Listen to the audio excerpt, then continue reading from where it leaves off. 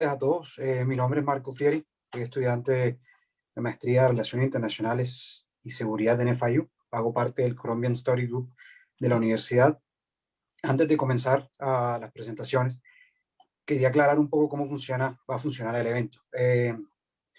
Después de este momento, por favor, todos los que no sean las personas que presentan, si pueden quitar sus cámaras y ponerse en silencio, por favor, para cuando la transmisión solamente se enfoquen en esas personas.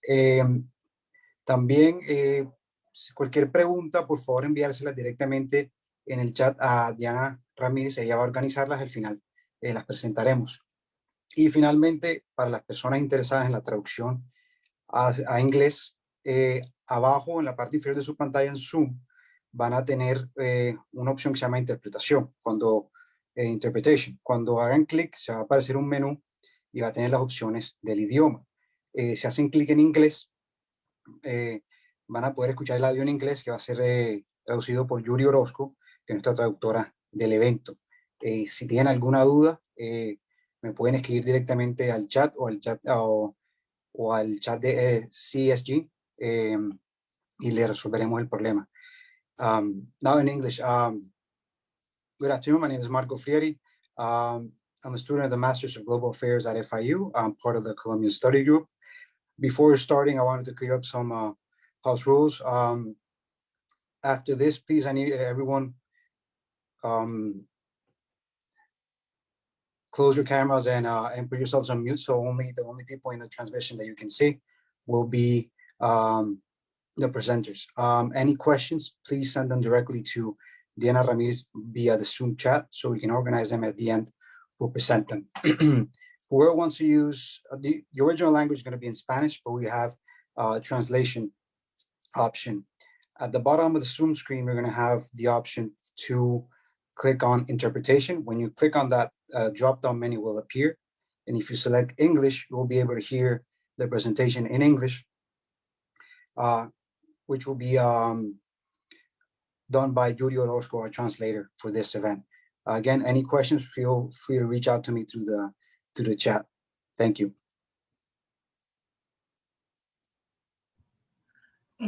Buenas tardes, mi nombre es Gloria Lopera Mesa, soy estudiante del doctorado en Historia en Florida International University y vicepresidenta del Colombian Studies Group, capítulo FIU. El Colombian Studies Group surgió en el año 2010 con el propósito de agrupar a estudiantes, académicos y activistas de la diáspora colombiana en Estados Unidos en un espacio de diálogo interdisciplinario con una perspectiva interamericana, crítica y progresista. Aunque en sus inicios el Colombian Studies Group agrupaba principalmente estudiantes de las universidades de Nueva York, el grupo se ha ido expandiendo. A comienzos de este año se crearon dos capítulos, uno en Albuquerque con la New Mexico University y el otro en el sur de la Florida impulsado desde FIU. Precisamente este evento es el lanzamiento de nuestro capítulo de FIU del Colombian Studies Group. Es nuestro propósito crear un espacio en el que estudiantes y académicos colombianos o colombianistas de otras nacionalidades que viven en el sur de la Florida, participemos en conversaciones que nos ayuden a comprender la realidad de nuestro país e intentar contribuir desde aquí a transformarla positivamente. En particular nos interesa vincular a las nuevas generaciones, a colombianos que llegaron a este país siendo muy jóvenes o nacieron aquí de padres colombianos, para que encuentren en el Colombian Studies Group un espacio para fortalecer sus vínculos con el país. Muchos de estos jóvenes se comunican de manera más fluida en inglés que en español, y es por eso que este evento tiene una traducción simultánea al inglés, atendiendo a una sugerencia de Marian Ramírez y de Tatiana Gómez, las dos integrantes más jóvenes del equipo de trabajo del Colombian Studies Group de FIU. Aprovecho este momento para agradecer a Diana Ramírez, la presidenta del Colombian Studies Group FIU y estudiante de doctorado en Historia, por haber aceptado liderar la creación de esta organización, al profesor Víctor Uribe, que nos apoya como consejero académico del grupo, a Marco Frieri, quien introdujo el evento y que ha contribuido muchísimo a sacar adelante la organización y este evento en particular, a Milena Gutiérrez, que vino desde Nueva York a Fort Lauderdale y nos animó a crear el capítulo de FIU para expandir el Colombian Studies Group al sur de la Florida. Y quiero dar un agradecimiento muy especial a Yuri Orozco, quien de manera muy generosa nos ha brindado su tiempo y su trabajo para hacer posible la traducción de este evento. Yuri nació en Colombia, ha vivido toda su vida en Estados Unidos, estudió interpretación y traducción en NYU y desde hace 4 años trabaja como traductora en Kings County Criminal Court. Le apasionan los perros, sus trabajos, los temas de derechos humanos y es una entusiasta integrante y colaboradora del Colombian Studies Group. También agradezco a nuestras invitadas, Diana López Zuleta, Alejandra Miller y Elena Urandi de Gaín, por acompañarnos en este evento inaugural. Asimismo, a Michelle Hart, quien ha aceptado conducir este diálogo con las invitadas. Michelle es abogada de la Universidad de los Andes, con maestría en abordajes psicosociales para la construcción de culturas de paz. Actualmente se desempeña como investigadora de la Comisión de la Verdad, trabajando en el capítulo de Colombianos en el Exterior. Me despido agradeciendo a todas las personas que nos acompañan en este evento a través de Zoom y de Facebook Live y les recuerdo que pueden hacer sus preguntas en el chat y los dejo entonces con Michelle. Gracias. Gracias, Gloria. Buenos días y buenas tardes o noches, dependiendo de dónde se estén conectando hoy. Bueno, en primer lugar, quiero agradecer al Colombian Studies Group por invitarme a moderar este espacio de hoy y también por todo el apoyo que han hecho a la Comisión de la Verdad en este proceso de entrevistas a personas que fueron forzadas a salir de Colombia a causa del conflicto armado y que encontraron protección o refugio en Estados Unidos, ¿no? Todas estas personas tienen un pedacito de la verdad de esa guerra y solamente uniendo todas las voces es que realmente logramos tener como esa comprensión completa de qué fue lo que nos sucedió. Me siento muy honrada de tener esta conversación con las 3 invitadas de hoy, que son mujeres muy valientes, que han emprendido un proceso, pues procesos de búsqueda de verdad, retadores y muy importantes y significativos para nuestro país.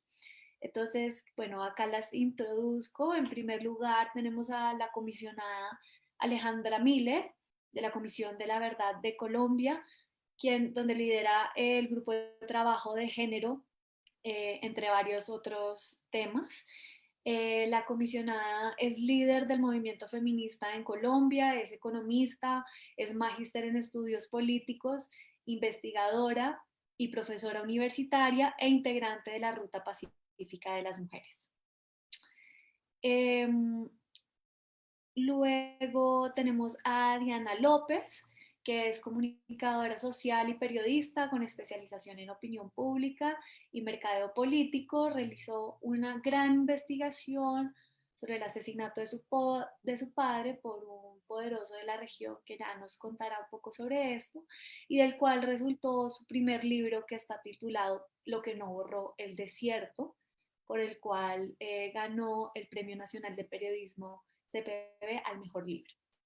Y por último, pero no menos importante, tenemos a Elena Urandi de Gaín, que es politóloga, lingüista, con pregrado y maestría en estudios latinoamericanos, quien se ha desarrollado profesionalmente en diferentes ámbitos y en diferentes países, y que también, al igual que Diana, escribió un libro titulado Mi vida y el Palacio, donde cuenta su investigación sobre el asesinato de su padre en la toma del Palacio de Justicia de 1985.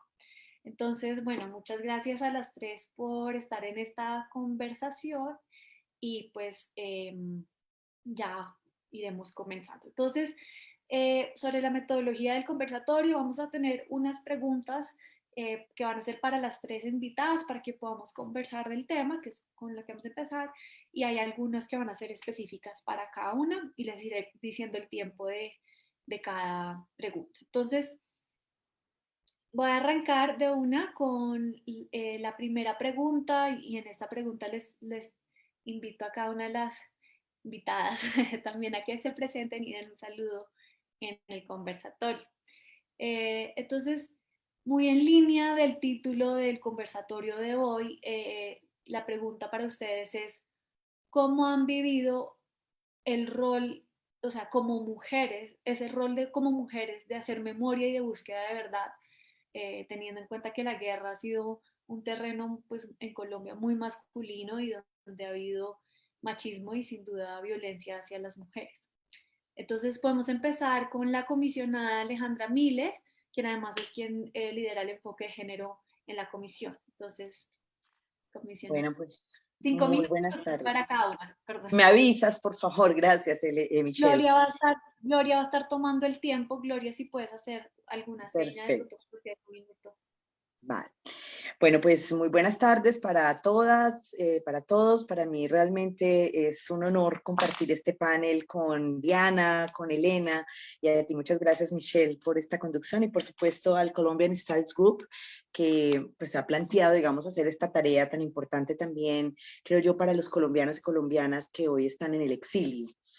Bueno, yo quisiera hablar como desde varios lugares. Uno, mi experiencia también como lideresa del movimiento feminista, hace más de 20 años transitando desde el movimiento feminista por la paz, este país adolorido por la guerra, y donde nos encontramos precisamente que las mujeres y sus memorias han sostenido este país durante años para poder avanzar y para poder salir adelante. Así que yo creo que en esa experiencia uno podría decir que la memoria para las mujeres ha sido un instrumento también para múltiples cosas. Por ejemplo, ha sido un instrumento para sanar muy, muy potente. Decir, cómo hacer memoria contribuye a lo que ellas mismas nos han dicho en muchos lugares, y es quitarse como un peso de encima, quitarse un peso de una experiencia dolorosa, que la puedan poner, digamos, en común, que la puedan compartir con otras mujeres que vivieron experiencias similares, ayuda muchísimo a sanar. Pero la memoria también hace un instrumento de denuncia potente para las mujeres. Creo que la experiencia pues nos ha mostrado cómo a través de esos procesos y de esas experiencias de contar lo que les sucedió, publicarlo, ponerlo en los tejidos, ponerlo en los museos de memoria locales que se han hecho, ponerlo en el escenario de lo público, también ha contribuido con la denuncia de lo que ha pasado, y es un instrumento, creo que, de denuncia muy importante.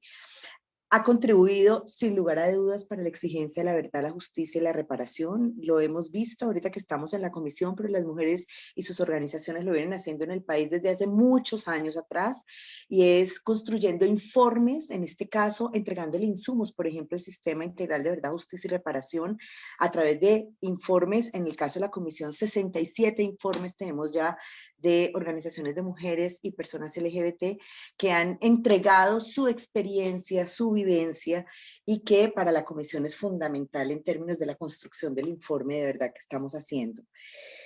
Es muy importante porque creo que para las mujeres también la memoria ha significado romper con estereotipos, el estereotipo de la mujer callada, silenciosa, que no habla, por esas mujeres que están en esa lucha por reivindicar no solamente sus derechos, sino mostrarle al mundo lo que pasó, y creo que en ese sentido pues se genera también una ruptura de los estereotipos, es quitarse de encima también como esa carga impuesta por el silencio y por el estereotipo.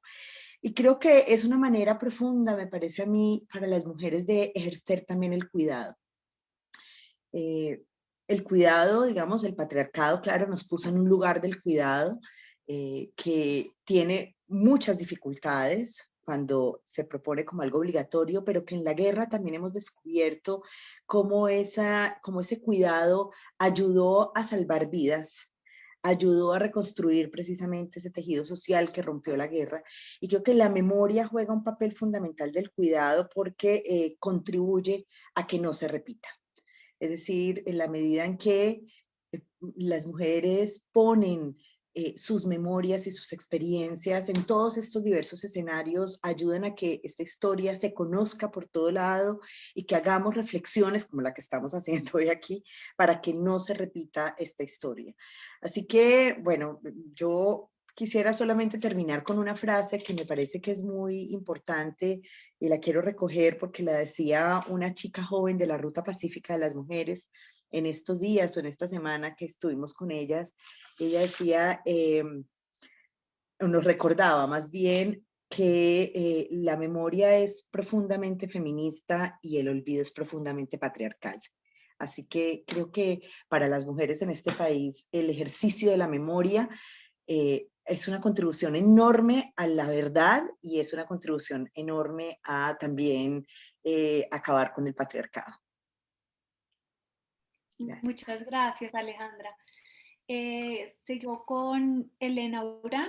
Esta misma pregunta para ti, desde tu experiencia, ¿cómo ha sido ser mujer en este proceso de construir memoria?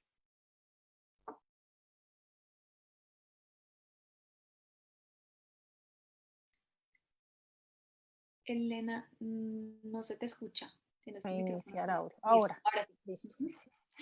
Que digo que a mí me gustaría pues como arrancar con una cita de la antropóloga Rita Segato, que pues ella dice que hay que desmontar el mandato de masculinidad para poderle poner fin a la guerra.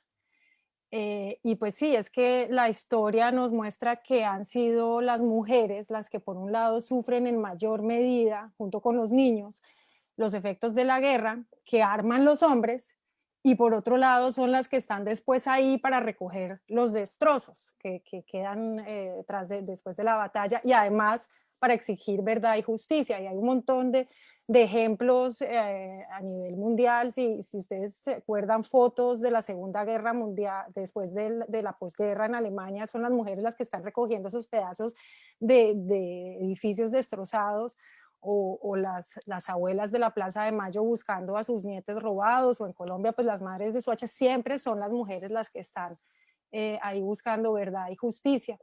Y también, no sé, pues creo que tiene que ver con lo que decía Alejandra. Las mujeres, pues como se les ha relegado al espacio, a lo familiar, al cuidado de los demás, son las que cuidan al hijo abandonado, al hijo huérfano, al enfermo, a las que enseñan. Entonces también esto les, como que ejercen más, o sí, ponen más en ejercicio la solidaridad, que es indispensable para que una familia funcione. Y quizás esta sensibilidad que desarrolle, que no quiere decir que los hombres no la tengan o que las mujeres lo tengan por naturaleza, sino que por esta condición, por el sistema que nos han impuesto, ha funcionado así.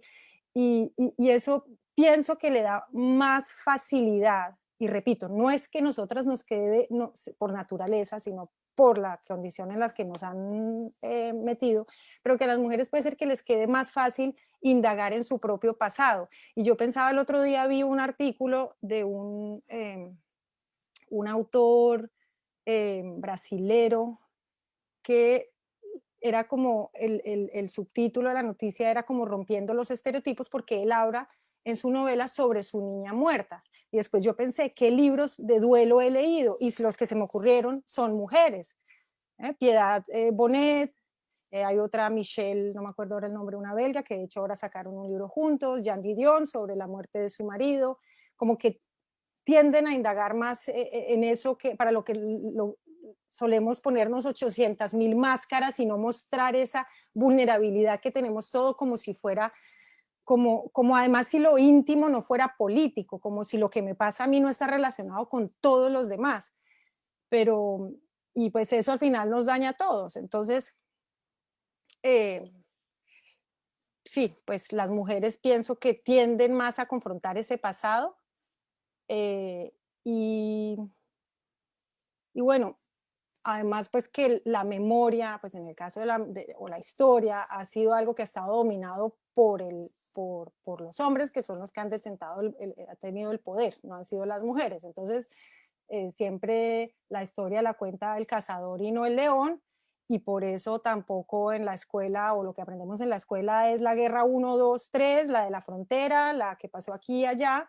No se muestran muchas veces, las figuras históricas suelen ser varones, menos mujeres, y siendo que la guerra, los impactos de toda esta guerra las vivimos, somos las mujeres en la mayor medida. Entonces por eso creo que es tan valioso la voz de las mujeres, que además pues que tiene mucho poder, pero poder en el sentido de reivindicar y de resistencia, no el poder de imponer y de dominar al otro, sino es un poder pues sanador, reconciliador, de conexión, en contraposición a ese poder que destruye y pasa por encima de los demás. Y bueno, pues creo que por eso la, la- es, sí, las mujeres tienen que tener más la palabra, hay que escucharlas más, porque así se fomenta el diálogo y yo lo veo a través de mi libro, cómo mi libro ha conectado con un montón de personas que quizás la historia de los hechos del Palacio de Justicia no les decía nada. Por allá Jorge Eliezer Gaitán es algo como del siglo pasado, que esa es mi idea, oyeron algo, pero a través de esta historia personal la gente logra conectar más y por eso creo que son tan valiosas estas memorias y las voces de las mujeres para poder superar la guerra. Muchas gracias, Elena. Y bueno, terminamos con la misma pregunta para Diana. Hola, muchas gracias por esta invitación del Colombia Studies Group.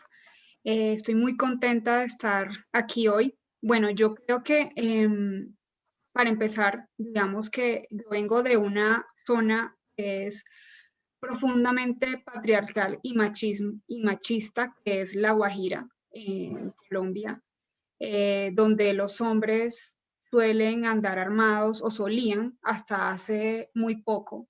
Era normal andar armado en la región, los hombres eran los que hacían justicia y las mujeres eran totalmente relegadas a lo doméstico, como todavía continúa siendo. Pero justamente en esta historia que tiene que ver con el asesinato de mi padre, fueron las mujeres quienes denunciaron al asesino. Es decir, fueron las mujeres que fueron a la fiscalía, que fueron capaces de enfrentarse a él, de poner una denuncia. Entonces yo creo que ahí el papel de la mujer fue muy importante. Y yo puedo decir que en este caso y en el caso de las mujeres y la memoria viene siendo aquello que la justicia no puede ignorar.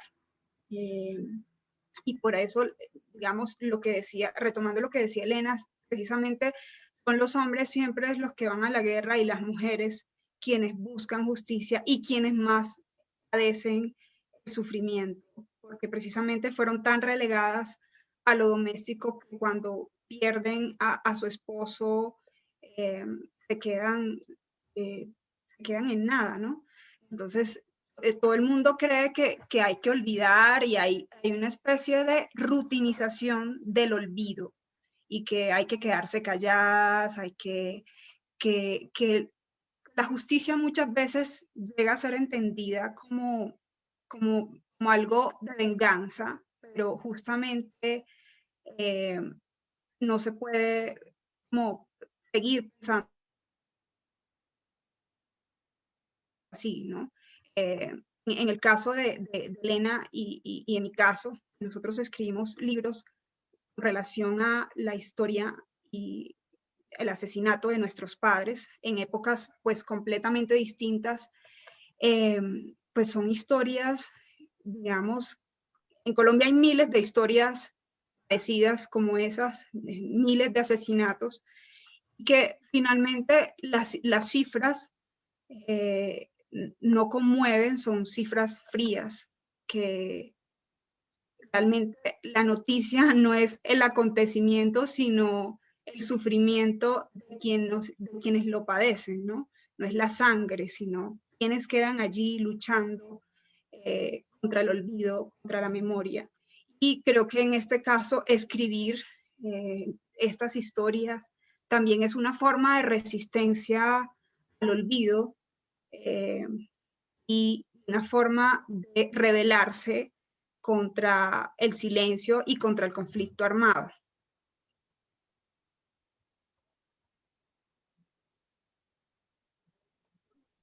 Muchas gracias, Diana. Bueno, ahora vamos a pasar como un momento en el que les voy a hacer algunas preguntas dirigidas para cada una y en esta ronda voy a empezar con Elena Urán.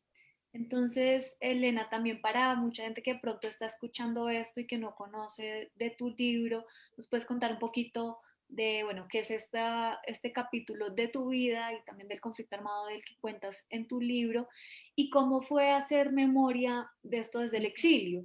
Yo trabajo en la Comisión de la Verdad, en este equipo desde el cual estamos recogiendo los testimonios de las personas que buscaron refugio en otros países como tú, y que tienen parte de esta verdad, pero que también esta experiencia de estar por fuera hemos encontrado que es profundamente dolorosa y que también lleva un montón de cuestionamientos incluso sobre la misma identidad. Entonces, un poco también cómo ha sido tu experiencia a ese respecto. Bueno, a mí, como me pidieron para la preparación para las traductoras, que es un trabajo, y agradezco nuevamente a las traductoras por este trabajo que están haciendo además. Ay, ¿me están oyendo? Sí. Están haciendo de manera desinteresada.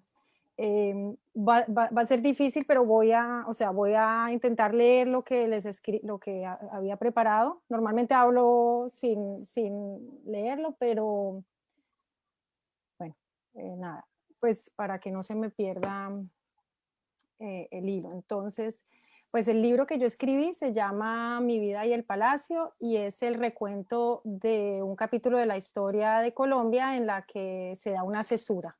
No puedo hablar del antes y del después en Colombia, del antes y después del Palacio de Justicia. Y los hechos sucedieron el 6 y 7 de noviembre de 1985, cuando un grupo del M-19 con 35 miembros se tomó las instalaciones de la Corte Suprema y el Consejo de Estado para forzar a los magistrados a hacer un juicio político al presidente de la época, que se llamaba Belisario Betancur, porque consideraban que este gobierno había incumplido unos acuerdos de paz que habían acordado el año anterior, en el 84, y pues veían que el gobierno estaba traicionando al país. Entonces ellos pensaron que al entrar al edificio, que los magistrados,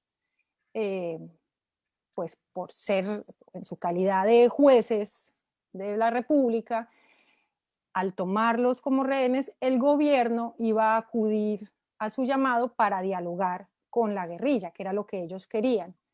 Y pensaron que los medios de comunicación iban a venir, tanto los nacionales como internacionales, a cubrir ese juicio, y que ellos saldrían airosos de esa hazaña y que quedarían pues como los defensores del bien común y lograrían imponer sus demandas, que era pues no solamente mostrar que el gobierno había incumplido estos acuerdos, sino querían que, bueno, no tenemos tiempo para todo esto, pero tenían una serie de puntos.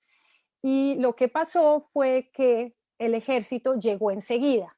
O sea, entró el M-19 y a los poquísimos minutos llegó toda una operación, todo un ejército como para una guerra como que fuera eso Irak, se suma al final más de 500 soldados, y uno empieza a sumar todos los miembros de batallones, brigadas, todo eso, que yo no sé ni cómo se llaman esas divisiones dentro del ejército, pero si uno los sumara a todos, eran más de 5,000, y estamos hablando de 35 guerrilleros adentro, o sea, una cosa totalmente desproporcionada.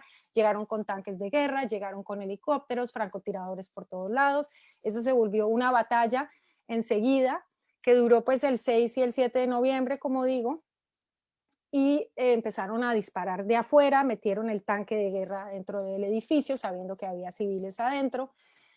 Los empleados de las primeras, había 4 pisos en el edificio, los primeros pudieron salir, los de la mayoría, tercera y cuarta planta fue más difícil, y muchos pues murieron por el cruce de balas, también por el fuego que se desató.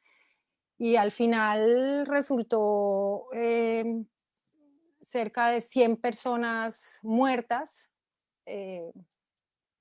y 11 personas fueron desaparecidas. El caso todavía no se ha esclarecido. Nunca se explicó después, por ejemplo, por qué quitaron la guardia del edificio, siempre había guardia. Ese día no había guardia, no, o quién la había mandado retirar. Tampoco se explicó cómo logró llegar el ejército con los tanques en menos de una hora hasta el edificio, sabiendo que el recorrido desde donde solían tener los tanques estacionados siempre les hubiera tomado más de una hora y media hasta el Palacio de Justicia. Tampoco se explicó cómo se logró llegar hasta las oficinas y sacar precisamente y solamente al hermano del presidente de la República y a la esposa del ministro de Justicia. A esos sí los sacaron. Llegaron hasta las oficinas, a los demás no. Los que salieron por cuenta propia.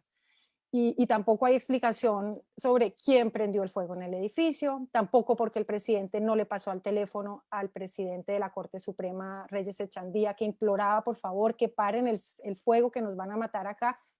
No le atendió el teléfono. Los medios tampoco reclamaron en unísono la censura que se impuso desde el gobierno. Se impuso que no se transmitiera lo que estaba pasando en vivo, que no hicieran entrevistas. O sea, la gente quedó totalmente desconectada de lo que estaba pasando. Y después, pues, como que los medios, los periodistas, algunos, obviamente, siempre hay excepciones, pero en vez de investigar, a mí me parece que se dedicaron fue a repetir la versión oficial de que la guerrilla pagada por el narcotráfico había entrado al edificio para acabar con los archivos relacionados con los casos de extradición. ¿Qué puede ser? No sé, digamos que... Pero lo que no contaron fue que el incendio y la quema de los archivos quizás también podía beneficiar al ejército, porque había muchos casos abiertos ahí contra militares por violación de derechos humanos. Esa parte no se habló. Venía Colombia de una época del Estatuto de Seguridad Nacional del gobierno anterior, donde las torturas eran una práctica corriente, y todo eso fue como tapemos una cosa y exaltemos la otra. Y eso pues tiene que ver con lo que decía antes, que la memoria al final, la historia la cuentan los poderosos. Y bueno, pues hay un montón de cositas que nunca se contaron y que yo en mi libro intento pues darlas como a conocer sin más allá que creyendo que la gente tiene derecho a estar informada. La gente tiene que saber lo que pasó y armarse su propio criterio sobre los hechos. Y bueno, obviamente que faltan un montón de cosas en esta historia, pero a mí sí me sorprende un montón de gente que llega y me dice cosas como pues que nunca se hubieran imaginado que el ejército podía tener algún interés. Como que pues, pensemos siempre quién gana y por qué, quién gana en cada guerra, cuáles son los intereses que hay detrás, y ahí empezamos como a descifrar. Pero bueno, en todo caso, pues el país ha vivido lamentablemente como a medias verdades y se sigue ignorando mucho. En el caso de mi papá, pues fue 22 años después que nosotros supimos que había sido el ejército quien lo torturó y lo ejecutó, y no que había muerto dentro del Palacio de Justicia por el cruce de balas. Además que lo habían intentado desaparecer también. Y pues hoy, a pesar de que hay una condena por la Corte Interamericana de Derechos Humanos, el caso sigue estando estancado porque los que están en el poder siguen siendo los mismos de siempre. Entonces, bueno, ahí no ha habido responsabilidades ni de parte ni de un lado ni del otro. Nadie ha cumplido ahí pues sí, no ha pagado nadie por eso. Y pues con relación al exilio y a la migración, a mí en lo particular sí creo que me ayudó a acercarme a esa historia, porque para mí sí era muy, muy difícil. Yo estaba absolutamente bloqueada y yo creo que estuve en shock durante muchísimos años. Pues también por el mismo hecho de salir de Colombia y estar solas las hijas con mi mamá, que tampoco se hablaba. O sea, no había abuela, no había tías, no había primos, no había como con quién conversar eso. Entonces, pues lo hizo más difícil. Pero pero al mismo tiempo me permitió acercarme a la hora de escribir sin sentir que me fueran a atacar tan fácilmente o me fueran a intimidar.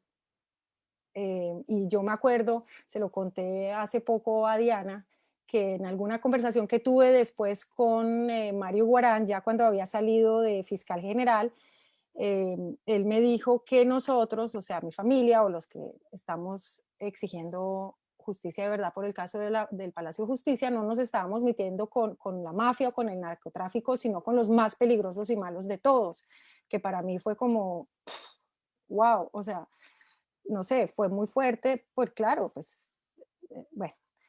Y en todo caso, la distancia y estar en Alemania, que ha trabajado su pasado de terror y nazi de esa manera, sí me hizo a mí mirar mi propio pasado y darme cuenta que, okay, que ya tenía que confrontarlo, que sí que era un crimen de Estado, que era víctima de violencia política, que por mucho que me fuera de un país al otro, del otro, del otro, eso no iba a cambiar mi pasado y que iba a estar toda la vida pues con esa identidad trastocada por la guerra, pero que tenía que hablar justamente para transformar eso y que tenía que contarlo. Y bueno, o sea, el exilio para mí tuvo o ha tenido esas dos caras. Por un lado, la dificultad de acercarse y por otro lado también como dar más herramientas para sentirse más protegido, porque es algo que Colombia todavía no brinda. Colombia todavía no brinda las garantías para uno sentirse tranquilo y no tener miedo. Muchas gracias, Elena, y muchas gracias porque lograste cubrir todos estos temas en los 10 minutos. Perdón si hablo. Sí, No, okay. Bien, perfecto. vale. Muchas gracias. Bueno, paso entonces a una pregunta para Diana López. Y Diana, tú en tu libro escribiste como epígrafe unas palabras de Ana Blandiana que me parecieron muy poderosas y quise traer a la conversación hoy. Y lo voy a leer. Dice: mientras la justicia no logre ser una forma de memoria, la memoria en sí misma puede ser una forma de justicia.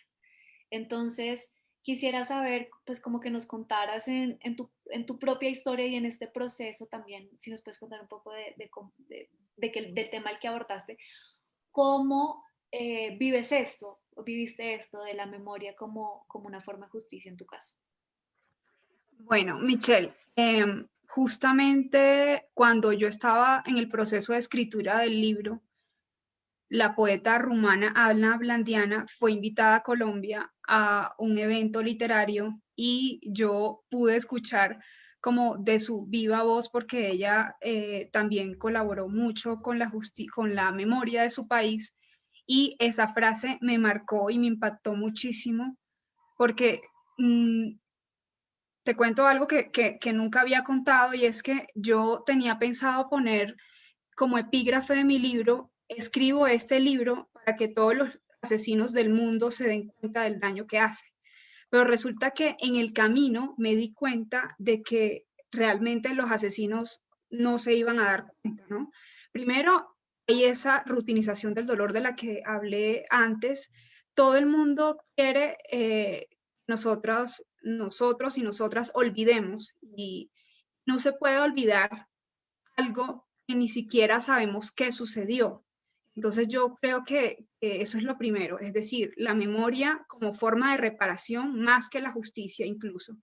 En el caso de mi padre, que ya voy a contar sobre qué se trata, sí hubo justicia, pero creo que lo más importante, es decir, lo digo en mi libro, lo que a mí me permitió resarcir y dignificar un poco mi dignidad, fue el haber conocido la verdad, y esa verdad la conocí por mis propios medios, es decir, haciendo la investigación sobre el asesinato de mi papá.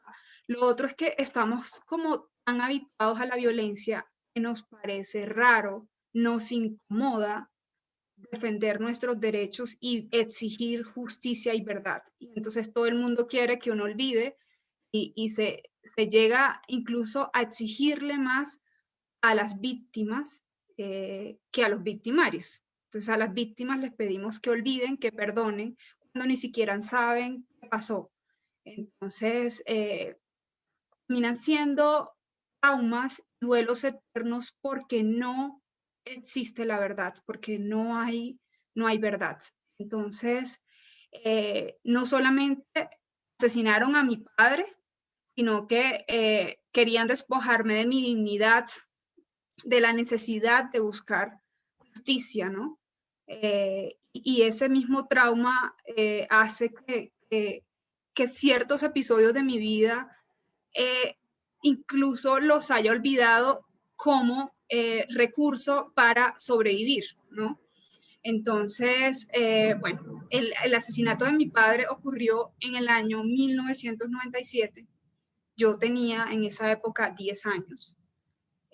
Yo crecí en toda la parte del Cesar, que queda al lado de La Guajira, en la parte norte colombiana, que se puede decir que es costa, o está enmarcado dentro de esa cultura de la costa. En esa época, bueno, era una época violenta, bastante. Yo crecí en un pueblo pequeño, donde el control absoluto lo llegaron a tener los paramilitares. Y hubo como una transición de una violencia guerrillera a la paramilitar. Entonces yo de alguna manera crecí con miedo, presencié, por ejemplo, bombas, presencié, bueno, no directamente, pero sí era como muy normal que asesinaran a la gente, pero yo nunca me imaginé pues que fueran a asesinar a mi papá. A mi papá lo asesina el alcalde del pueblo, ¿no? Y mi papá en ese momento era aspirante a la alcaldía de Barrancas, La Guajira, y era concejal. Él estaba denunciando al alcalde. Y entonces pues lo asesinaron. Su muerte quedó en la impunidad durante muchos años porque nadie se atrevía a denunciarlo al alcalde. Él después volvió a ser alcalde. Él llevó a los paramilitares a La Guajira, creó todo un imperio. De hecho, la fuerza pública, el ejército, la policía estaba a su servicio para asesinar gente. Y todo el que se le interpusiera en su camino era asesinado. Todo el que lo denunciaba terminaba siendo asesinado. Él llegó a ser gobernador de La Guajira. Y siendo gobernador también mandó a asesinar gente. Es una historia terrorífica porque nadie se atrevía a denunciarlo, pero además la sociedad que lo rodeaba lo veneraba. Pasó que, por ejemplo, en el año en que asesinaron a mi papá, a él le dieron un premio como mejor alcalde del país por el Congreso de la República. La Universidad de La Guajira le dio un honoris causa y todo el tiempo el ejército también lo veneraba. Era como todo un poderío que había creado y del que no sabía uno cómo zafarse, ¿no? Porque nunca investigaban nada, todos los procesos eran archivados. Y justamente cuando decía que las mujeres lo habían denunciado a él, dos de las mujeres que se le enfrentaron directamente fue una exalcaldesa a quien él apoyó, que se llamaba Yandra Brito, y ella no quiso someterse a las exigencias económicas que él estaba haciendo, porque él quería que le entregara todo lo que la alcaldía producía, los contratos y todo esto. Y él mandó a asesinar al marido de ella y ella fue a todas las instancias, a todas las fiscalías, llegó a venir a Bogotá a poner denuncias, buscó al periodista Gonzalo Guillén para que lo ayudara, para que la ayudara a ella. y ella después también terminó siendo asesinada y dejó de hecho 2 niños huérfanos que además habían sido adoptados. Entonces eran doblemente huérfanos, era una tragedia impresionante. Y otra de las mujeres que también se le enfrentó, que fue la Chachi Hernández, también fue asesinada. Digamos que el patrón de todos los y las que lo denunciaban era que terminaban siendo asesinados y que los procesos se perdían. El expediente de mi papá, por ejemplo, duró perdido mucho tiempo en un pueblo de La Guajira porque simplemente no lo encontraban. Es que además no había casi nada, ¿no? Los testigos todos están atemorizados. Bueno, para resumirles, en el año 2013, cuando ya es gobernador de La Guajira, su proceso pasa a un fiscal delegado ante la Corte Suprema. Y bueno, Gonzalo Guillén, el periodista, lo denuncia ante la Fiscalía General. Yo me entero de que la Fiscalía lo está investigando y formo parte de la investigación. Y entonces ahí otra vez otra mujer que de alguna manera también lo está denunciando directamente y con nombre propio, no como otros que lo hacían también de forma anónima. Yo no solamente lo denuncié, sino que yo ayudé a la investigación de la Fiscalía, fui testigo y fui parte civil del proceso que se llevó por el homicidio de mi papá, por el que resultó siendo condenado en 2017 a 40 años, que es la pena máxima bajo la ley por el cual fue juzgado. Eso fue un proceso largo y bueno, no me quiero extender mucho, pero en medio de eso también fui revictimizada, hubo amenazas, hubo como muchos momentos difíciles en los que era tanto el miedo que mi propia familia estaba en contra de mí y en contra de que yo me metiera en ese proceso, porque lo normal era quedarse callado y guardar silencio como forma de protección. Y me decían, mira cómo han terminado todos, estamos hablando de más de 100 homicidios, tú también puedes terminar muerta, que era lo normal que podía pasar. Y yo decido enfrentarme a él, o sea, directamente yo fui a todas las audiencias, también como periodista hice algunas publicaciones en el camino, y después escribí el libro ya cuando fue condenado. Me dediqué a escribir el libro, no solo a eso, sino a pedir a varias entidades públicas que le habían dado premio que se los retiraran, porque era una falta de respeto con las víctimas que ese señor ostentara muchos reconocimientos cuando él en realidad era un asesino. Y bueno, él fue condenado, está condenado por 6 homicidios y 2 conciertos para delinquir con los paramilitares y con el grupo ilegal de Marco Figueroa, pero está preso como un rey en la cárcel. Es increíble porque está preso en un pabellón donde están los servidores públicos, como si su delito tuviera que ver con funciones públicas y no con un sicariato, porque en realidad lo que él tenía era una banda criminal y mandaba asesinar a todos los que se le interpusieran.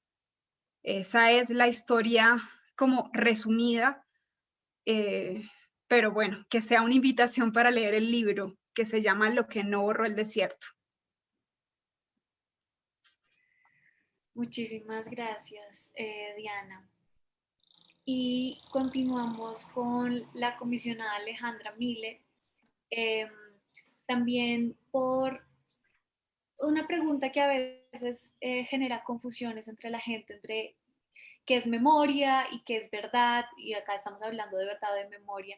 Un poco quería preguntarte cuál es esta diferencia entre los procesos de memoria que, por ejemplo, hicieron Elena y que hizo Diana, y la construcción de verdad que está haciendo la Comisión de la Verdad y cuál es como la importancia de ambas.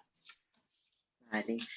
Bueno, muchas gracias. Yo primero quiero agradecerle a Diana y a Elena por esa fuerza y la valentía de poner pues, su voz, su palabra y su vivencia para que conozcamos y precisamente para que no se repita. Bueno, yo quisiera decir que lo primero es que la memoria proviene, digamos, de un hecho pues profundamente subjetivo. Es decir, la memoria viene de la experiencia de lo que cada quien vivió en determinadas circunstancias. Entonces, así como nos lo narra Elena, lo que vivió, lo que sintió, su experiencia, cómo pudo contemplarla, sentirla, vivirla, es lo que hace parte como de...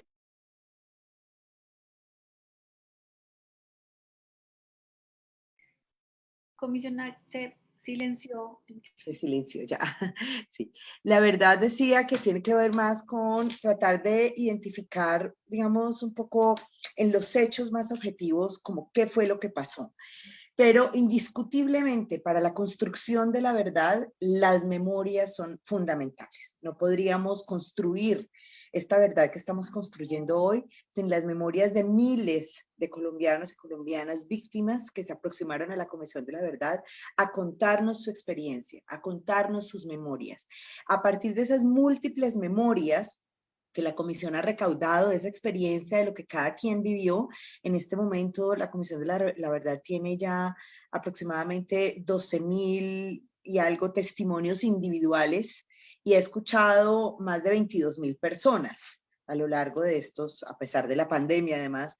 En todos los territorios la comisión pudo extender, digamos, sus alas a territorios en donde aparentemente, por ejemplo, no había sido muy cruento el conflicto, pues ahí estuvimos escuchando a la gente y esos silencios que aparecen, no hay tal, digamos, hay unas experiencias durísimas.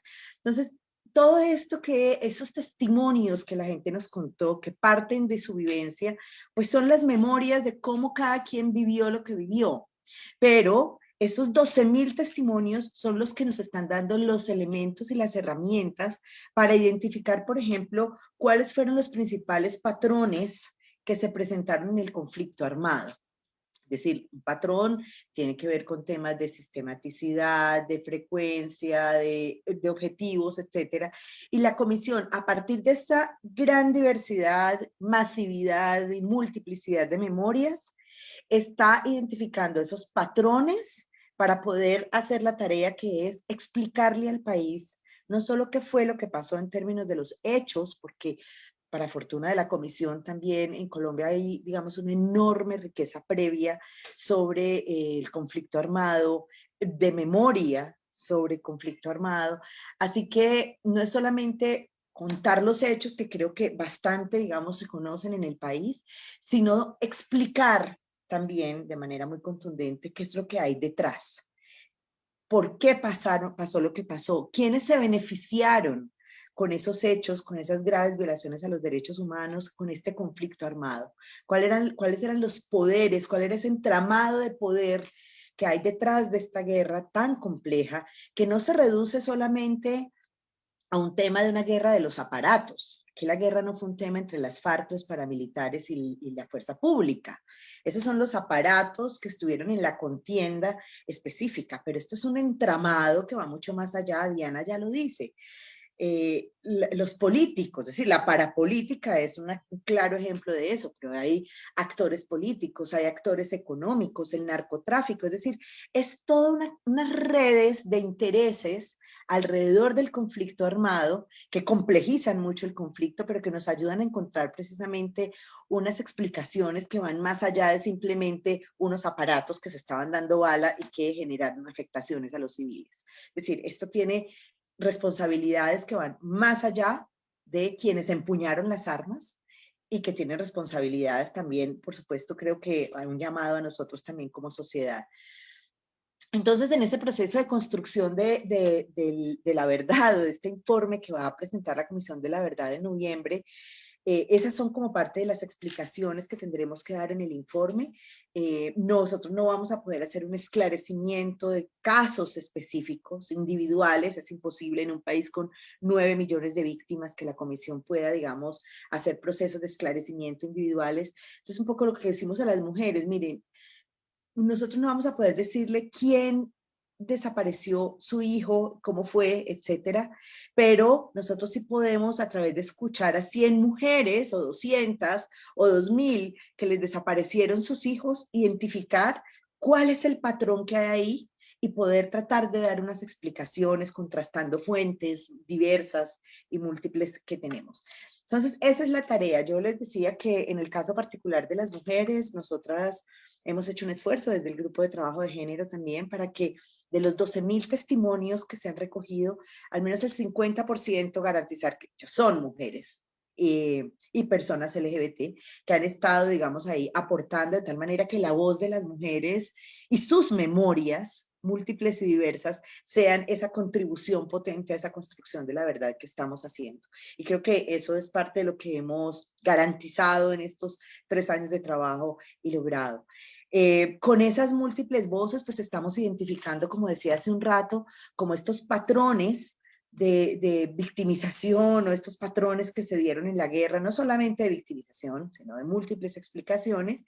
Después viene un proceso que es en el que estamos ya, que es la analítica y la contrastación, esa contrastación de la información que nos están dando las víctimas y que nos están dando quienes vivieron el conflicto, la estamos haciendo también con los perpetradores, los responsables, pero también con las fuentes secundarias de los informes que nos están pasando las organizaciones, que son también fundamentalmente informes de memoria, porque la Comisión de la Verdad no es un ente judicial. Nosotros somos un ente extrajudicial, así que nosotros a la gente no le estamos pidiendo pruebas judiciales para que cuente su historia y para que su historia sea válida y su memoria sea válida en la Comisión de la Verdad. Por eso nosotros contrastamos estos testimonios individuales con los testimonios colectivos, con los informes que nos han presentado las organizaciones, con los informes previos que ya tenemos, toda la información secundaria que tenemos y con información que la Comisión de la Verdad, con enormes dificultades, tenemos que decirlo, puede tener acceso. Por ejemplo, los informes de inteligencia de las Fuerzas Armadas, etcétera. Y bueno, aunque ha sido muy, muy difícil poder tener acceso a esa información, pues ahí vamos tratando de compensar y de tener, digamos, ese vacío. Una vez esté esa contrastación, nosotros esperamos poder contarle al país y empezar a desengranar como esa nuez, ¿cierto?, de esa verdad. Una pregunta que nosotros nos hacemos permanentemente en la comisión y que tiene que ver alrededor de esta explicación de la construcción de la verdad es lo difícil y lo retador que es construir verdad para la no repetición en un contexto en donde se repite el conflicto. Esta es la única comisión de la verdad en el mundo que le está tocando hacer un trabajo en donde se supondría que era una comisión de la verdad para el cierre de un conflicto que no cerró y que hoy estamos viendo dinámicas en muchos territorios, en el Bajo Caucatequeño, en el Cauca, en el Chocó, en el Catatumbo, cómo estas dinámicas de la guerra se repiten. Así que una pregunta fundamental que nos estamos haciendo en esta construcción de la verdad es ¿qué pasa en Colombia? Que a pesar de los procesos de paz, que a pesar de las aperturas democráticas que se han dado en el país, como la Constitución del 91, por ejemplo, no somos capaces de parar la guerra. ¿Cuáles son esos factores de persistencia que hacen que esta guerra continúe? Entonces ese es, digamos, un poco metodológicamente lo que estamos abordando en la comisión y el centro, repito, de nuestra tarea está en eso que llamamos la escucha. Una escucha reparadora en sí misma. Nosotros esperamos estar haciendo y haber hecho la tarea más o menos bien, creemos, y es que esta sea una escucha en donde las personas que hicieron ese proceso de escuchar a las víctimas tenían, digamos, un proceso de formación que ayudaba a que las víctimas se sintieran, al ser escuchadas en sus memorias, sentir también alivio y sentir una forma de reparación, bien lo decía también Diana, vamos como la memoria de alguna manera repara en sí misma y de alguna manera es justicia también en sí misma. Yo recuerdo en mi tránsito de trabajo con las mujeres históricamente, cuando estaban en pleno proceso de paz en La Habana, las mujeres lo que más reclamaban, por ejemplo, era la verdad como su forma fundamental de reparación. Este tema de una justicia justiciera no era el centro, ¿sí? Para ellas. Por supuesto que el perdón es un tema individual y subjetivo. Yo creo que a las víctimas no se les puede presionar a que perdonen. Y más que el perdón, lo fundamental para la reconciliación en este país, creo yo, sigue siendo la verdad. Porque la verdad es la que, digamos, ayuda a que este camino a la reconciliación efectivamente sea sólido. Yo, solamente para terminar, una anécdota. Nosotros teníamos trabajo con las mujeres víctimas y en algún momento yo recuerdo que una de ellas decía, bueno, yo necesito perdonar porque yo necesito quitarme este peso de encima que cargo y que no me deja dormir y perdonar me va a ayudar como a aliviar. Pero había otra que decía, a mí no me pidan perdonar, porque esto que yo siento, esta rabia que yo siento es la que me impulsa todos los días a levantarme de la cama, a seguir buscando a mi hijo desaparecido. Entonces el perdón es algo que es subjetivo y no es una condición sine qua non para que podamos avanzar en la reconciliación. Pero la memoria y la verdad sí son condiciones fundamentales y necesarias para que Colombia avance en la reconciliación. Y tienen que ser verdades y memorias y verdades transformadoras, porque también hay un enorme riesgo en que estas verdades, ahorita está muy de moda que existen múltiples verdades. Nosotros no creemos, existen múltiples memorias, por supuesto, y se empieza a poner también en el escenario como que es importante que esa memoria de los responsables, de los victimarios, sea, digamos, una memoria recogida también. Y creo que ahí hay un riesgo y hay un peligro muy grande en el cual no podemos caer. La memoria y la verdad también tiene que ser una memoria y una verdad transformadora de una realidad que tenemos como la guerra y que nos tiene que contribuir a dar cambios, digamos, en el camino, y esperamos que ese informe que estamos construyendo de la Comisión de la Verdad, que se nutre de esas memorias, efectivamente contribuya a que transitemos por fin por un camino de reconciliación y de paz para el país. Excelente, muchas gracias, Leandra. Bueno, y para terminar, digamos, esta parte, antes de pasar a las preguntas del público, quisiera preguntarles por un tema en el que a veces uno no habla tanto en estos foros, pero creo que también es una parte que no podemos negar que está presente en los procesos de búsqueda de verdad y en los procesos de memoria. Elena nos contaba que le dijeron en su momento, cuidado porque ustedes se están metiendo con personas muy poderosas. Diana seguramente le dijeron lo mismo, incluso dice que sus propios familiares le dijeron, deje eso, no investigue, no hablemos del tema, porque se puede meter en problemas. Y eso también está presente mucho en las personas que en el trabajo de la Comisión de la Verdad, cuando nos acercamos, cuando sabemos que hay personas que tienen una parte de la historia, una parte del testimonio, y aparece esto que es el miedo, ¿no? Que sin duda es, creo que, un obstáculo, podríamos decir, a la búsqueda de verdad. Y que es innegable cuando se está en estos procesos, cuando se sabe que está frente a personas poderosas y cuando sabemos de la violencia que ha visto en Colombia. Entonces, quisiera preguntarles a cada una, comenzando de pronto por Elena y Diana, cómo, si sintieron este miedo y cómo lo transitaron o por qué decidieron investigar y continuar las investigaciones a pesar de pronto recibir amenazas como contó Diana o a pesar de saber que se estaban tocando temas muy delicados y por qué sí continuaron. Y para la comisionada, en el caso de la Comisión de la Verdad, cómo se ve reflejado esto en el trabajo de la comisión, ¿no? Entonces, Elena, si puedes comenzar con 5 minutos para cada una. Sí, pues sí sentí miedo en el proceso. no sé, es difícil responderlo así tan concreto. Creo que ya en el momento en que yo por lo menos como que rompí el silencio, ya creo que el miedo era más bien a quedarme callada, ¿no? Como la necesidad de que se conozca, ahí va en sintonía con lo que estaban hablando antes, que hacer memoria es también justicia. Y como esa necesidad de que el mundo se entere de lo que nos pasó. Y sí, como que la fuerza ya era mayor al miedo, yo tengo que contar esto, yo era como una necesidad que además de ser una necesidad emocional, en algún momento también me di cuenta que aquí también había una ambición de como de reconstruir lo que la guerra destruye, que es la ética y la moral.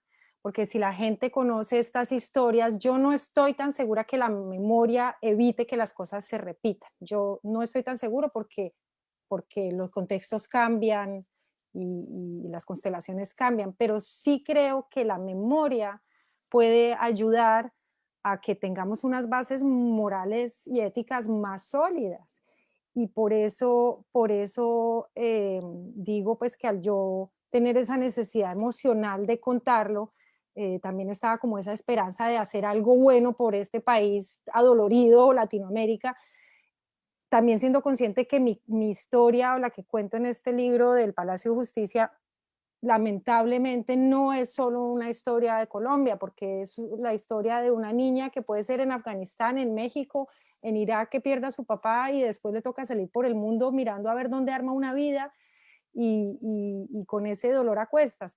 Entonces, pero bueno, digamos que el trasfondo sí es, o donde arranca sí es el Palacio de Justicia, y como Colombia sigue viviendo esa guerra, que decía Alejandra, lamentablemente no es que sea un proceso de paz ya culminado y por eso está la Comisión de la Verdad y la JEP funcionando, sino que seguimos con muertos todos los días. El número de muchachos asesinados extrajudicialmente, que es de no creer, peor que en cualquier guerra declarada. Y bueno, y pues sí, me estoy repitiendo, pero creo que en algún momento más que el miedo es esa necesidad de que se conozca, de que se conozca. Y además yo por eso dije, bueno, tampoco es que voy a, quise investigar, hay una investigación, lo que yo cuento desde mi vivencia personal está sustentado en otros libros que se escribieron al respecto, en necropsias, en los estudios forenses, en la Comisión de la Verdad del 2010, incluso documentos del Departamento de Estado, y hago esa cara porque ellos, algo hay también ahí que averiguar sobre el rol de Estados Unidos en todo esto, pero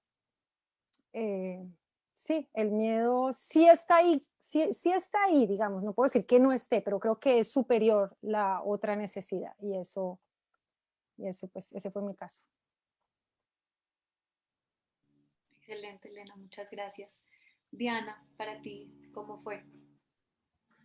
Bueno, yo quiero comenzar diciendo que yo todo el tiempo durante el proceso sentí miedo y aún hoy, aunque ya siento que perdí el miedo, digamos, de enfrentar a un asesino como este, que era un político muy poderoso en el país y muchas influencias en varias regiones, varias regiones del país, yo siento que digamos que había un coraje que nacía de ese haberlo perdido todo.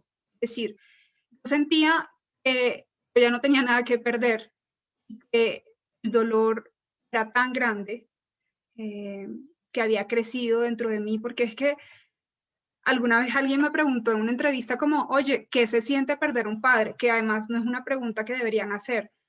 Claro, perder a un padre o perder a un ser querido desde todo punto de vista duele, pero duele más cuando ha sido en medio de tanta injusticia y tanta impunidad. Es como enfrentar todas esas cosas al tiempo, no solamente la ausencia y el vacío de no tener padre a tan corta edad, sino el hecho de que se sabe quién fue, porque todo el mundo comentaba quién había sido, pero que uno no sabía por qué. Y yo siento que en mí estaba a buscar el saber por qué. No era solamente saber quién había sido, sino exponerlo. Es que yo creo que finalmente, y creo que por eso es tan importante el trabajo que hace la Comisión de la Verdad, por ejemplo, es mostrarlo, ¿no? Es como una sanción social, porque de alguna manera la cárcel no es que rezarse a las víctimas, inclusive ni siquiera un asesino se rezarse estando en la cárcel, no es algo que lo vaya a cambiar, pero la verdad sí es algo que lo va a sanar a uno, que lo va a sanar, pero que va a haber mucho dolor, ¿no? Porque en medio de todo este proceso de investigación hubo mucho dolor, me enteré de muchas cosas muy dolorosas. Mi papá, por ejemplo, pudo haber sido salvado y no lo quisieron atender en el hospital, lo transportaron en el propio carro del asesino y lo dejaron desangrar, sometiéndolo a 1 hora y media de distancia desde el pueblo hasta otra ciudad cercana. Entonces, ver la necropsia, hablar con médicos forenses, eso es algo que duele, llenarse de rabia, de más dolor, pero también de más valor, ¿no? Fue como hacer muchas entrevistas, volver a los lugares. Durante el juicio yo tuve mucho miedo. Y claro, creo que más que miedo al propio personaje, al propio asesino, era miedo a morir, ¿no? Miedo a que asesinen a otro de los míos, porque no solamente habían asesinado a mi padre, sino a uno de mis tíos, que también había suplido un poco la función de papá. Entonces ya había pasado por eso 2 veces y no quería volver a pasar eso. Pero también estaba en que también debía seguir mis convicciones, y quedarme callada era reproducir ese patrón. Y si uno se queda callada, pues las cosas no iban a cambiar, ¿no? Entonces, hay una cosa, y es que, bueno, durante todo el juicio, incluso hoy, todavía hay grupos armados ilegales vivos en La Guajira y en el Cesar, con claras influencias de este señor. Bueno, claro, los grupos armados son una amenaza, pero el miedo también es una amenaza, ¿no? Y es una amenaza porque hace que todo pueda quedar igual, que no se haga nada, no se exponga a estas personas, que no se les denuncie, ¿no? Por ejemplo, ahorita me estoy acordando de que inclusive el discurso del sacerdote en el sepelio de mi papá fue enfocado a que perdonáramos. Ahora que recuerdo lo que decía Alejandra, el cura decía que teníamos que perdonar y que no investigáramos nada, que dejáramos las cosas así, ¿no? Y nos pedía eso con el dolor a cuestas, y cuando no sabíamos ni quién había sido ni por qué, y el asesino había estado en el sepelio, había cargado el ataúd y le había hecho un homenaje. Entonces uno, ¿cómo podía perdonar en medio de una situación de estas? Entonces yo creo, por ejemplo, sobre el perdón, no está ni bien ni mal perdonar. Es decir, eso es una decisión interna de cada uno, y que pues no se puede perdonar si uno no sabe la verdad, si uno no conoce qué pasó. Bueno, yo creo que el miedo siempre va a estar ahí, sobre todo cuando uno se enfrenta a estas estructuras que son tan poderosas y que no solamente ejercen influencias de manera ilegal, sino también de forma legal. Es decir, cuando uno sabe que el testimonio que le está entregando a la fiscalía o a la juez puede estar siendo manipulado o puede usarse en contra nuestra, porque también hay una deslegitimización de las instancias, de las instancias en Colombia en las que uno debería confiar, ¿no? De las instancias protectoras, de la policía, del ejército, pues claramente después de lo que a uno le pasó es como en quien menos confía, y a veces ni siquiera se confía en la propia fiscalía, ¿no? Porque también está cooptada por esos grupos poderosos.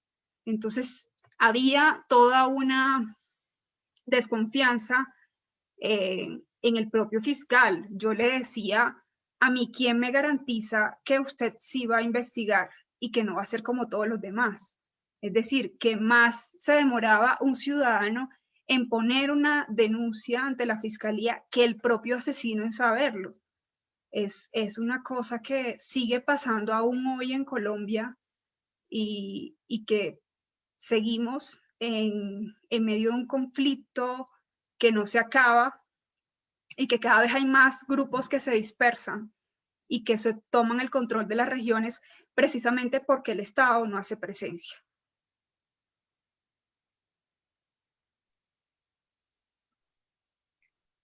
Muchas gracias, Diana. Y bueno, finalmente para la comisionada, esta misma pregunta de cómo ha percibido el miedo en el trabajo de la Comisión de la Verdad. Bueno, a mí se me viene mucho a la cabeza, y escuchando a Elena y a Diana, se me viene a la cabeza algo que durante muchos, muchos años era y sigue siendo una consigna del movimiento de mujeres. Lo decían con mucha fuerza las mujeres de la OFP, las mujeres de la Ruta Pacífica de las Mujeres.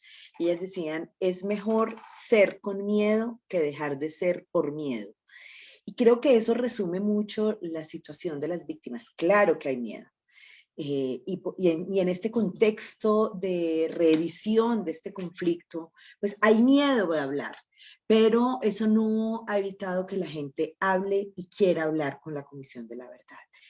Ha sido más difícil, claro, porque nos ha tocado adaptar a condiciones para que la gente hable. Hay territorios en donde el conflicto está, digamos, tan álgido que nos toca distintas estrategias para poder que la gente nos cuente su testimonio, nos cuente lo que le pasó.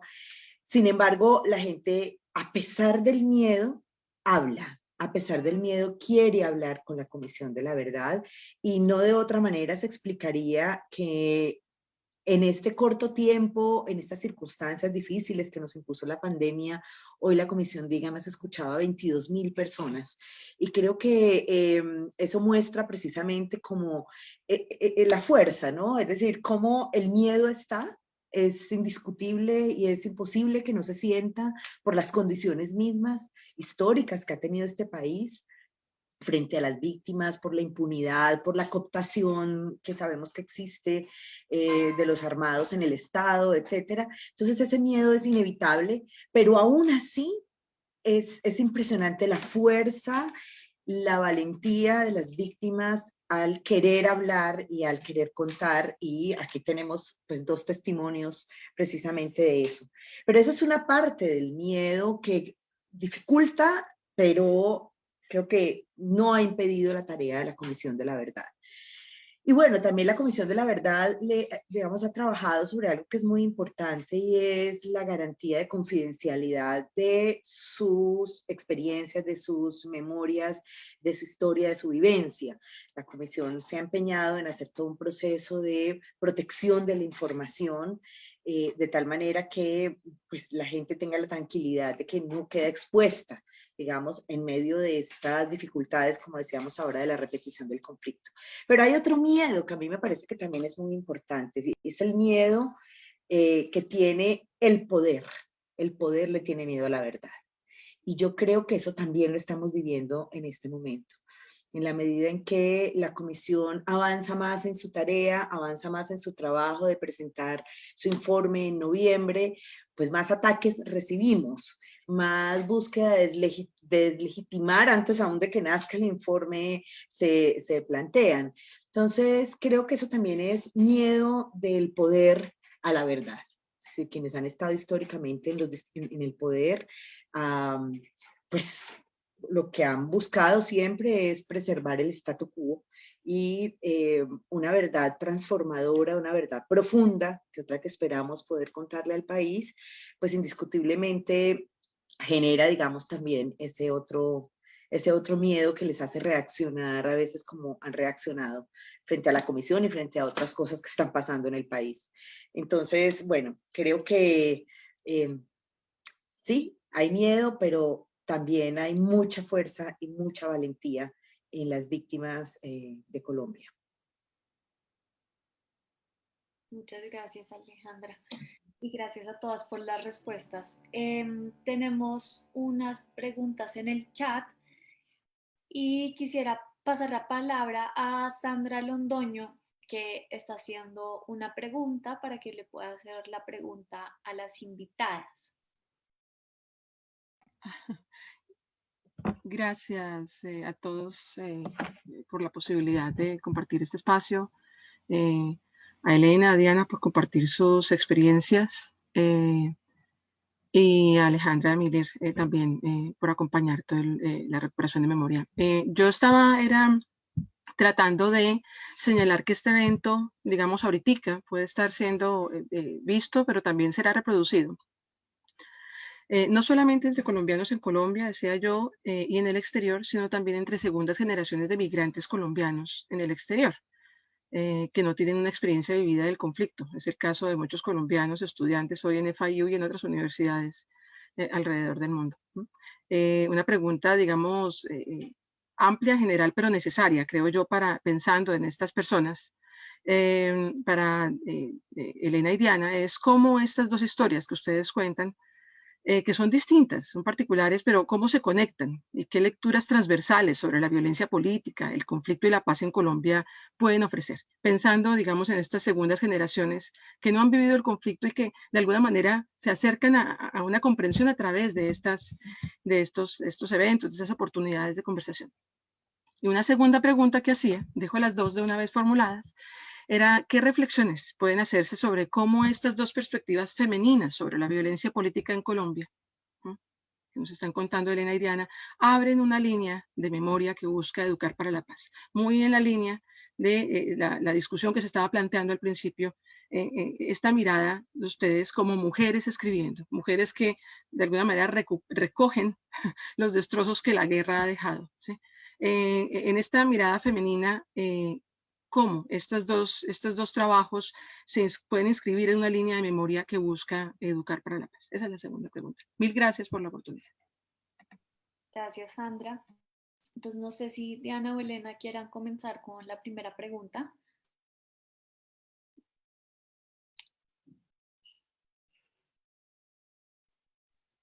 Diana, te veo como que prefieres dejarme a mí. Bueno. A ver, Sandra, es que son largas las preguntas, pero con relación a la primera, que tiene que ver con la segunda generación, yo lo que veo es que si bien no han vivido la guerra directamente, y yo pues hablo aquí desde mi experiencia con mi hijo, ellos sí viven indirectamente todos los efectos de esa guerra. Entonces, es para ellos, creo yo, importantísimo conocer qué fue lo que pasó, justamente para que no tengan esa sombra y esa imagen de Colombia, la guerra, el narcotráfico, las muertes, la corrupción, todo lo que lo que se sabe de Colombia por fuera es como negativo, es terrible. Y por eso creo que resulta muy difícil también para estos niños que nacen por fuera identificarse con eso. Si todo es terrible, ¿con qué me voy a identificar yo con ese país? Pero yo pienso que a través de estas historias, que son historias de transformación, de resiliencia, de demanda, que creo que ahí es donde se puede rescatar lo que la guerra destroza. Y por eso es importante para los niños ver que Latinoamérica en general sí ha estado plagada de guerras y de tristezas y de injusticias, pero también tiene esa otra cara que se ha perdido en otros lugares del mundo. Yo lo veo, yo vivo en Europa y no encuentro eso hoy en día allá, no veo que la gente, a pesar de tenerlo todo, tenga esa fuerza y esa alegría que uno se encuentra en Colombia, que para mí es increíble. Yo después de escribir el libro, se lo contaba también a Diana y a otra gente, como que siento ganas de volver a reconectarme más con Latinoamérica, como que siento que lo estoy necesitando después de haber estado tanto por fuera, y quiero también ofrecerle más eso a mi hijo.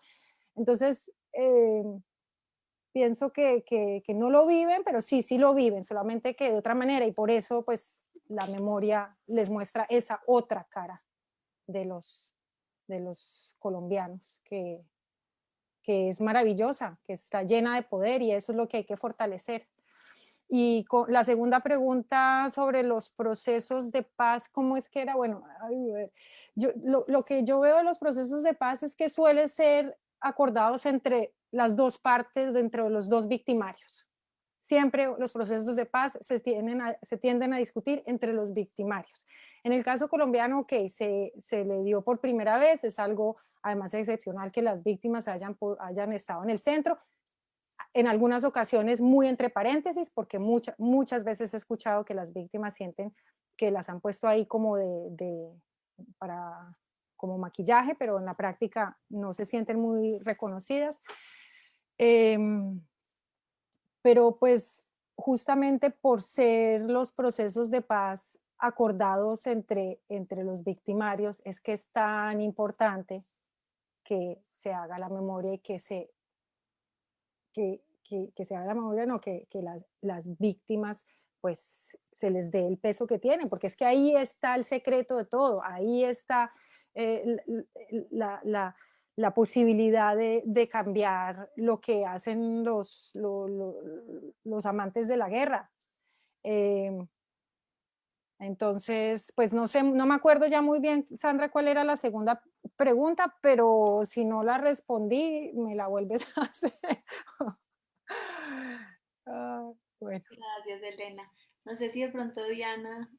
Bueno, Sandra habló de la generación de migrantes, y yo creo que hay una cosa, o digamos que es como algo de lo que no se habla mucho, y es sobre el exilio, ¿no? Y es que mucha gente que está afuera, pues lo está por razones del conflicto armado, bien sea porque fue desplazado de su pueblo a su ciudad y después lo siguieron persiguiendo, o bien sea porque los pueden matar. Yo creo que es como uno de los delitos en los que muchas veces no se ahonda. Siempre se habla del desplazamiento forzado, pero el exilio puede ser también un desplazamiento forzado, como fue en el caso de Elena. Y Sandra decía algo como de que nuestras historias se interconectaban, y sí, son dos historias bastante distintas, es decir, tienen como punto de encuentro la historia de un asesinato del padre que marca nuestras vidas en épocas distintas y por actores distintos. Pero, como había dicho antes, muchas veces se habla de, por ejemplo, que hay 8 millones de víctimas del conflicto armado, que hay 280.000 homicidios por causas del conflicto armado, pero resulta que son cifras que no conmueven. Y yo creo que la importancia de leer estos libros es no solamente conocer, sino darse cuenta de que la historia de una víctima bien contada es la historia de todas las víctimas. Y a raíz, por ejemplo, del lanzamiento de mi libro, se me han acercado muchas personas contándome historias de todo tipo, también de dolor y de pérdida, y se han visto allí reflejadas, o sea, que las historias sean distintas. Entonces yo creo que esa es la importancia de leerlos. Justamente ahora en febrero tuve como una experiencia muy bonita, porque mi libro lo están leyendo en un colegio de Barranquilla, y me sorprendió mucho porque los niños estaban muy interesados por conocer y no sabían, claro, no habían vivido esa época oscura del paramilitarismo, pues habían vivido como los rezagos de eso, y que finalmente la historia siempre está siendo contada, como ya lo habían dicho, por los poderosos, no por las propias víctimas. Entonces es importante como que conozcan, no desde las cifras frías de lo que pasó, sino la historia y el testimonio desde esa víctima. Yo tampoco recuerdo cuál fue la otra pregunta que hizo Sandra sobre la paz. Si la recuerda, pues... Perdón, Diana, disculpa, está en el chat, pero creo que, digamos que tanto Diana, Elena como tú lograron realmente conectar las dos preguntas, porque la otra pregunta era, digamos, en esa perspectiva femenina de recuperación de la memoria, digamos, cómo se abre una línea, cómo estos dos trabajos, estos dos esfuerzos que ustedes hacen por contar su historia, abren una línea de memoria, digamos, pensando en educar para la paz. Pero creo que ustedes dos han reunido en sus respuestas, digamos, esos elementos. Mil gracias por las respuestas. No sé si la comisionada de pronto también quiere comentar a estas preguntas. Sí, yo quisiera solamente como agregar dos elementos que me parecen muy importantes a propósito de este tema de las segundas generaciones en el exilio. Y que la comisión ha trabajado, digamos que la comisión ha hecho, digamos, un trabajo muy fuerte para que el tema del exilio sea, digamos, visible en este informe final. Y algo que a mí me dolía profundamente en el reconocimiento que hicimos sobre el exilio es cuando precisamente esta segunda generación es un poco lo que planteaban es que se terminan sintiendo como que no soy de aquí ni soy de allá, ¿cierto? Es decir, cuál es como el lugar, ¿no? Real. Y ese tema identitario, pues es complejo. Era una de las cosas que más recuerdo que marcaban. Y a mí me parece, para conectarlo también con el tema de lo que significa la memoria, en este caso la memoria femenina, o la memoria de las mujeres, pero también con el tema de educación para la paz. Elena planteó algo que me parece muy importante y al principio es que lo personal también es político y en ese mismo sentido es transformador. Y lo decía Diana, es decir, nada que impacte más que la historia contada a través de la vivencia de la gente. Yo recuerdo cuando la comisión empezó que vino una delegación de Alemania a hablar con nosotros. Había unas chicas jóvenes, más o menos jóvenes, y nos decían, miren, nosotros toda la secundaria nos ponían a trabajar sobre pues, la historia del Holocausto, lo que había pasado en la Segunda Guerra Mundial, etcétera, etcétera. Todo lo que pasó supuestamente para que no olvidáramos y estábamos un poco hastiados. Pero en el último grado llegaron unos sobrevivientes de los campos de concentración a hablar con nosotros en la escuela. Y eso nos cambió la vida. Decía una de las chicas, ustedes no se imaginan lo que significó eso que habíamos leído en los libros, los datos, las cifras, la historia contada. Es decir, nos cambió la vida cuando escuchamos, digamos, a estos sobrevivientes de los campos de concentración. Y en ese sentido, por eso creo que libros como los de Elena y los de Diana, de todos estos ejercicios de memoria, son los que nos ayudan precisamente en clave de educación para la paz. Vamos, a estos libros de historia que tendremos que, por supuesto, trabajarlos en las escuelas y demás, la memoria es un instrumento fundamental en términos de transformación de la subjetividad de las personas. Y en ese sentido también política. Entonces, pues yo creo que ahí tenemos un instrumento muy fuerte y las mujeres, también lo decían al principio ustedes, sabemos hacerlo porque el mismo patriarcado nos puso en el lugar de expresar con mayor facilidad los sentimientos y poder hablar más de esas profundidades que tenemos en el alma, y creo que por eso la narrativa de las mujeres puede generar en muchas ocasiones mucha conmoción positiva, como decimos, para que podamos hacer una tarea de educación transformadora. Solo para agregar eso. Y esperamos que la Comisión de la Verdad y el informe de la Comisión de la Verdad sea muy en esa lógica, más que en la lógica de libros de historia, que son importantes, más en la lógica de una verdad transformadora, también a partir y teniendo en cuenta las voces de la gente que vivió esta guerra. Gracias, Alejandra. Vi a Elena como con ganas de comentar algo más. ¿Sí?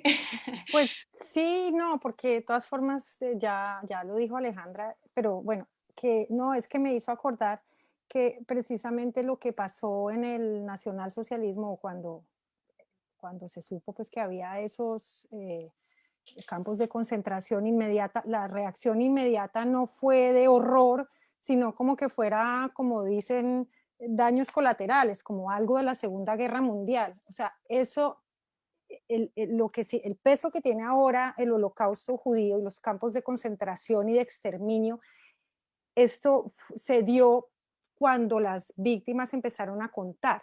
Por ejemplo, Primo Levi, no fue algo que, de hecho, porque también en Estados Unidos había antisemitismo, que fueron los que descubrieron los campos y los liberaron. Esto, por eso la importancia de que las personas cuenten, porque solamente ahí como que se conecta, la gente se da cuenta, es que este podría ser yo. Esto que le pasó a ella me podría haber pasado a mí. Y como le pasó a ella y me pasó a mí, es una amenaza, y me puede pasar a mí, es una amenaza al final para todos. Por eso hay que rechazarlo, por eso es el poder que tienen estos relatos, que la gente sienta que le puede pasar a ella misma y que por eso juntos tenemos que rechazarlo. Y por eso yo decía que puede funcionar como para conectar a nivel social y darle más bases morales y éticas a la democracia. Que no vuelvan a repetirse, no sé, pero sí al darnos cuenta de la gravedad del asunto, sí creo que, o tendría que haber un clic en la cabeza. Yo espero a que nos haga un poquito más humanos. Muchas gracias, Elena. No sé si también Diana o Alejandra quieran dejar como un último comentario.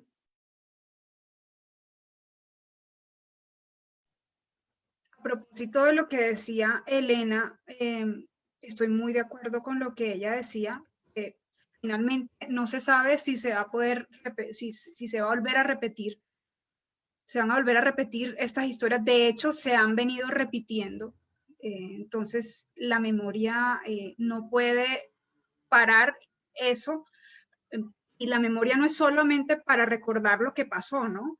La memoria también es espejo y es también ayuda a crear empatía con ese otro, ayuda a entender la vida de ese otro.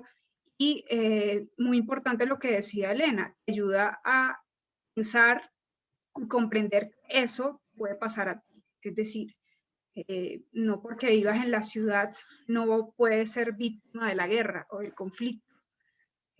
También lo puede ser. Entonces, creo que esas historias ayudan como a desarrollar un poco más la empatía con el otro.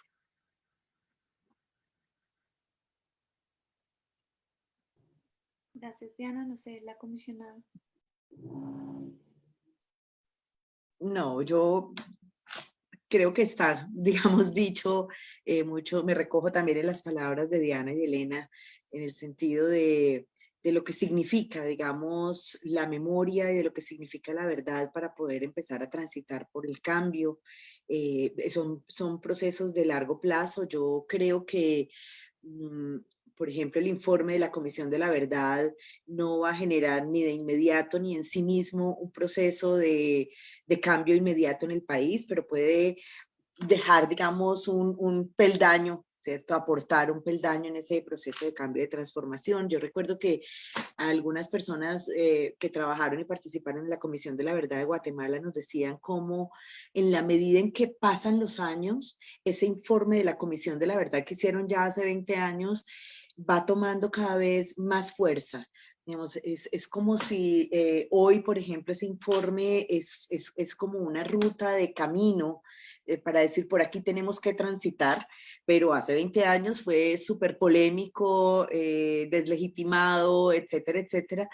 Y yo esperaría que con todo el aporte que hay en términos de memoria y memorias que tenemos en el país, que es un acumulado grande, y este informe de la Comisión de la Verdad, que va a tener, digamos, unas recomendaciones también para la no repetición, teniendo en cuenta lo que dice Elena, y es que eso es un proceso de largo aliento, pues efectivamente se pueda dejar, digamos, como una ruta, como un camino, como unas reflexiones que nos ayuden a empezar a transitar como país a otro lugar distinto a este horror que tenemos hoy, en donde se recicla, se reedita y no podemos parar finalmente la guerra, y que descubriendo, digamos, esos hilos que están detrás de la verdad, que son hilos de poderes, que son hilos de entramados de intereses, de múltiples poderes, desde lo local hasta lo nacional,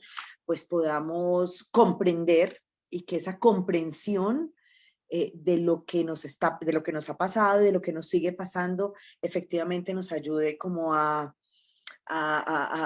movernos un poco de este lugar de dolor en el que todavía nos encontramos. Muchas gracias, comisionada, y muchas gracias a Elena y a Diana también, a todas por todo lo que nos compartieron hoy muy generosamente de sus propias experiencias, de lo que encontraron en sus investigaciones profundas también de búsqueda de verdad. Creo que nos quedamos todos con la idea de lo poderoso que es también estos ejercicios de verdad y de memoria desde las mujeres, y lo importante que es estas historias para el país, porque no son solo historias, o sea, es parte de la historia de todo este país. Muchas gracias al Colombian Study Group por hacer posible este espacio, por invitarnos a todas a participar. Y pues yo quería, pues las dejo, pues primero invitarlas también pues a todos los que se hayan conectado. Gracias por conectarse, y les invito que de verdad se vayan a leer los libros de Elena y de Diana, porque son muy fuertes, digamos, como desde esta memoria también muy personal, uno entiende estos momentos históricos y estos contextos muy profundos del país. Y también aprovecho para invitar a las personas que sean colombianas o que por causa del conflicto armado hayan buscado refugio en Estados Unidos, y que se animen también a contar su historia a la Comisión de la Verdad, y a ser parte, digamos, de este proceso de construcción de memoria desde su granito de arena. Se pueden acercar a nosotros y contactarnos en info@comisiondelaverdad.co, o a través, digamos, también del contacto de Colombian Studies Group nos pueden contactar. Y bueno, doy la palabra a Diana Ramírez del Colombian Studies Group, que va a dar unas últimas palabras. Muchas gracias a todos. Hola, buenas tardes. Muchas gracias a todos por acompañarnos. Primero que todo, qué maravillosas reflexiones y tantas cosas por aprender y para reflexionar. Le doy las gracias a Elena, a Alejandra, a Diana y a la a la moderadora Michelle, perdón, y a nuestra traductora, que hizo un trabajo excelente, excelente. Hemos recibido muchas felicitaciones por eso. Y aparte de eso, pues a mis compañeros del Colombian Study Groups en FIU y en Nueva York, porque sí pudimos poner esto junto para compartir. Y bueno, los queremos invitar a nuestro próximo evento, que se llama Colectivos Feministas en Colombia, el 25 de marzo a las 6 de la tarde. Tenemos invitadas a Paz González, Lina Quevedo, Sandra Solano y a María Ángela Urbina. Entonces, para que nos acompañen, va a estar fantástico también. Les estaremos mandando información, y pues para que nos sigan en nuestras redes y todo, para que estén al tanto de lo que estamos haciendo. Muchas gracias.